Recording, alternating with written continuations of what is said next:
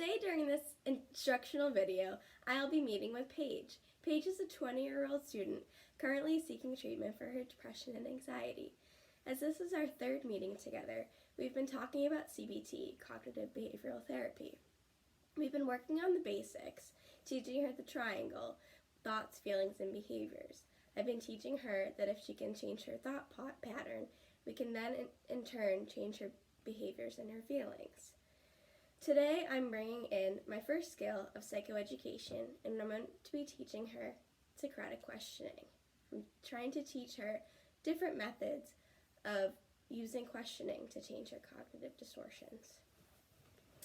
Hi Paige. Hi. How are you doing today? I'm doing alright. Okay. Well, we've been working a lot on CBT, Mm-hmm. and last week we talked about the triangle of changing your thoughts to change your feelings and your behaviors. Yeah. So today I wanted to bring in a different kind of CBT. It's a part of CBT, of helping you change your cognitive thought distortions. Mm-hmm. So this technique is called Socratic questioning. Have you ever heard of that? The name sounds familiar, but I don't know what it is. Okay, so there's a Greek philosopher named Socrates. Have you ever heard of him? I mean, I learned about him in school. I can't remember exactly, but... Yeah, okay. So Socrates believed in his students coming up with their own questions and their own answers. Mm-hmm. So instead of his students asking him a question and him just providing the answer for him, he wanted them to be self-determined and come up with their own answers to their own questions. Okay. So what he did is if they asked him a question, he would respond to the question so they would have to come up with the answer on their own. Okay. So this has been adapted into CBTs as a way of helping you come to terms with your own cognitive distortions and coming to conclusions on your own, rather than me just telling you how to change it yourself, so that you can be more self-determined. Does that make sense? Yeah, so, like, distortion, so, like, you're meaning my bad thoughts I have about myself and, like, depressing stuff I have? Yeah, so remember before we talked about how we have negative thoughts, Mm-hmm. and we have these negative core beliefs Yeah. of feeling bad about ourselves. We talked about like the basics, like black and white thinking, how you think either one thing's right, and if that doesn't fit, then it's the total opposite, Mm-hmm. or personalization, where if you say an example, if someone's laughing at you, you think it's automatically because of you. Yeah. Do you remember how we talked about those different distortions? Yeah. Okay. So this is a way of changing those negative thought distortions by asking yourself your own questions and coming up with your own answers. Okay, so, like, kind of allowing myself to challenge my thinking Yeah. and challenge myself so I can do it without having to run to you every time I have a bad thought. Exactly. Okay. Yeah.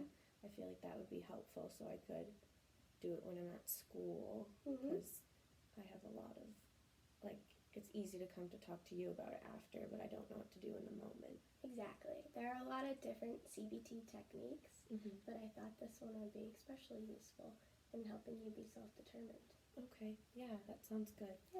So before we get into a worksheet, I wanted to kind of go through an example with you, Okay. so you can get the idea of what I mean by like asking your Yeah. own questions. Mm-hmm. Because it can be a little confusing Yeah. at first. Yeah. So someone gave an example of feeling like they're a failure.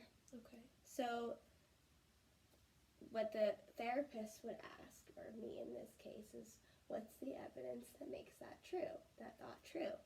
Oh, okay. So you could say something like, I keep missing deadlines for my reports at work. Mm-hmm. And I would say, how does that translate you into being a total failure? That's like the black and white thinking of, I didn't do one thing, so that means I'm a total failure. Yeah. Yeah. Okay. So the client in this case said, I can't even do my job right. I must be a failure. So jumping to a major conclusion. Mm-hmm. So then the therapist had asked, are these your only responsibilities at work, these reports? And the client said, no, it's just a summary of my work. And the therapist asked, how do you perform other responsibilities at work? And the client said that they actually do pretty well. So then this therapist talked about what percentage of your job do you think is these reports, and he said about 5%. So then the therapist helped him come to the conclusion that if you're doing 5% of your work not as decent as you would like, but then the other 95% you're thinking you're doing a pretty good job, Okay. what would you say the evidence really is in that case? Yeah. Probably that they're doing a pretty good job at their work. Yeah, it sounds like it. Yeah. Okay. So That makes a lot more sense because I didn't know exactly like what questions I would be using to like ask myself, but I guess it's more of like a question of a challenge. Yeah. Like challenge question. to define what's the evidence for really having that belief Yeah. and what's the evidence against it, Okay. and having you come up with those answers rather than me just providing it to you. Yeah. Because if you can actually believe that there's evidence against it, then you can actually believe that your negative thought can be changed. Yeah, because it's one thing to hear you give me like affirmation, but obviously once I leave I start thinking negatively again about myself. So if I'm able to kind of provide the evidence for myself, I'll be able to kind of keep that in my head and Exactly. change a little bit. Yeah, exactly. Okay, that makes a lot of sense. Yeah. So I have this worksheet that will provide you with a lot of other questions that you can ask. Mm-hmm. But the whole idea of Socratic questioning is that later on, when you recognize that you're having a negative thought distortion, you can go through these questions on your own, with or without the worksheet, Okay. and kind of work through it yourself. And I am always here, of course, and we can work through it later on and Yeah. tell me about it. But this is a way of helping you become self-determined, Yeah. and later on, like, not needing my help. Mm-hmm. So I can start to like write down those things on my own and then bring them to you if I'm like proud or I need more help with challenging myself. Yeah, of course. It's definitely a process, and it takes practice. But to come up with your own conclusions is better than me just giving them to you, Yeah. don't you think? Yep, I agree. Yeah. Mm-hmm. Awesome. Okay. So far, we have gone through the psychoeducation of what Socratic questioning is. Paige was able to ask questions of what it meant, and I was able to provide her answers. It's important for your client to understand where you're coming from so that they can understand why you're doing this work. If you just give them a worksheet, it might not make sense to them. If they can understand why it's helpful, it can help them work through it better. So now I'm going to demonstrate a second skill of providing a CBT worksheet, or in this case, a Socratic questioning worksheet. Paige and I will work through it together, and later on, I can give her a blank copy so that she can do it again in the future when she has another cognitive distortion. Okay, Paige. Mm-hmm. So I brought a worksheet in so we can practice the process of Socratic questioning. Okay. So let's come up with one. It doesn't have to be your craziest negative thought. Okay. Okay, we can start off simple if you like, or just come up with one that you think might help you in this very moment. So what's a negative thought that you think should be questioned? I've been having a lot of trouble with my self-esteem lately, with my appearance, so I guess one of the main ones that I would like to focus on is that I'm ugly. You're ugly. Okay. So the thought that you're questioning is that you think that you're ugly. Yeah. Okay. So I'm going to go through each of these questions, but then, like I said, Socratic questioning is the importance of it is that you can ask these own questions to yourself and come up with the answers. Okay. So right now I'm going to ask the questions, Mm-hmm. but the point is for you to come up with the answers on your own. Okay. And I can help you a bit through this first one. Okay. So the first question, what's the evidence for this thought? Well, that because I wear glasses and growing up I've always been like made fun of for my glasses and said that they were like nerdy or ugly. So I've had people say it to me. Okay. So but because somebody has told you this and because you have this belief that wearing glasses makes you look nerdy, Mm-hmm. you think that because you wear them that you're ugly now? Yeah. Okay. That makes sense. So what do you think the evidence against this thought would be? That like now that I'm getting older, I get a lot of compliments on my glasses, Mm-hmm. and I like when other people wear glasses, and I find them to be really pretty, and like I think it adds some like coolness to their wardrobe and like how they appear. So Yeah, I think that glasses are becoming a lot more popular. Yeah. And you can kind of find your own style Mhm. in the way you wear them. Yeah. Yeah. It's like my glasses have definitely changed since I was like a little kid. So Yeah. And now they're older, you can kind of pick out what Yeah. you like too. Very cool. Okay. So do you think that you were basing this thought on your facts or your feelings? honestly, I think both. Like Okay. it's not easy to hear people say it to your face that like make fun of you for wearing glasses. Obviously, if they're making fun of you, there's some truth behind how they feel about your appearance. But then at the same time, I think like times, have changed and it's cooler and I find other people that wear glasses pretty. So I think, my thoughts when I was little have evolved and I just kind of kept that negative in me for so long. And people want to get glasses, but I've always kind of wanted to get rid of mine. Okay. I do want to challenge one of the things you said. You said that because somebody said something that there must be some truth behind it.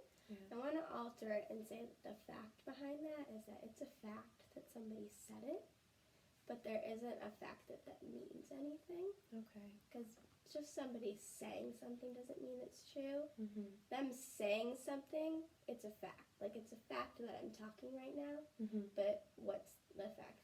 Like, what is the meaning behind it? So them saying it, it's a fact that somebody told you that wearing glasses makes you ugly or nerdy, Yeah. but it doesn't actually make it true. Okay. So, but it did evoke a feeling in you, Mhm. so that you were basing it on both the fact that they said it, but also the negative feeling that it Yeah. kind of came on. Mhm. Yeah, does Yeah. that make sense? Yeah, that makes a lot of sense. It makes me feel a little bit better as well. Yeah, it's important to recognize what really is the fact, because feelings can feel like facts sometimes. Yeah. But to break it down further and know, like, what's actually happening in this situation. Mhm. Yeah, that makes a lot of sense. Yeah, but in a lot of cases, it can be based on both facts and feelings. Yeah. Mhm. Yeah, I guess I like to think about, I think I'm going to think about that a lot more often now, as if someone says something cruel to me, that it's a fact that they said that, but it's not true necessarily, because just like I said before, like got made fun of for my glasses, but I've also gotten compliments on them too. Exactly, and that which is also a fact, you got compliments on it. Yeah. And then that evoked feelings either way. Yeah. Okay. Okay. So do you think that this thought is more black and white, or do you think that reality is more complicated? I think that reality is more complicated. Okay. Because I think, some people have their own issues going on, and they can be cruel to try to make themselves feel better. Yeah. And it's really affected me over my life. But now that I'm thinking about how one person's perception isn't another person's. One person thinks my glasses are cool, the next person might not, but what do my glasses make me feel like? And they've always made me feel self-conscious, but when I get compliments, I kind of slowly change my opinion just a little. But the negative ones always seem to unfortunately outweigh the positive ones. Yeah. So no, I think it's not black and white at all. Yeah, and I think to go off of people have different perceptions of things, that people have different perceptions of what ugly means. Yeah. So wearing glasses might mean ugly for one person, but not for another. And being ugly could consist of other things. Yeah. So I think it's not just black and white of being ugly or not. There's a lot. Reality comes with a lot of other things, because ugly could also mean an ugly personality. Yeah. And do you believe that you have an ugly personality? No, I think that's kind of always been something that I like to joke a lot and make people laugh. So I think I view myself more on my personality than my looks, but doesn't mean that I feel like because my negative thoughts about my looks, it sometimes affects me internally, my internal personality, because I get so sad and judgmental to myself. Yeah. So the next one, could I be misinterpreting the evidence? Are you making any assumptions? Yeah. I'm making a lot of assumptions that because of one person saying something that everyone thinks that the same exact thing. So like when I walk out into public, I get really anxious because I think that everybody thinks the same thing, that I look ugly with my glasses and that I'm nerdy and that I'm not pretty because of it. And that's a huge assumption because not everybody thinks that, and I know that. I have had people tell me that they don't think that. So I think I am misinterpreting the evidence by just assuming that everyone has the same exact views of me. So there are a lot more questions on this worksheet, but for now our time is up. So as you could see, by asking Paige these questions, she was able to come up with her own answers and kind of see the reality of the situation on her own. By finishing this, we could see at the end, does she really believe that this thought is true, that she is ugly or not? And hopefully by the end, her thought will be changed. It may take a few times of doing this worksheet for her to really believe it and a lot more work, but this is a great first step in helping your client challenge these negative beliefs. So that is our instructional video for today. You can keep watching for more instructional videos later on different techniques for therapy. Thanks for watching.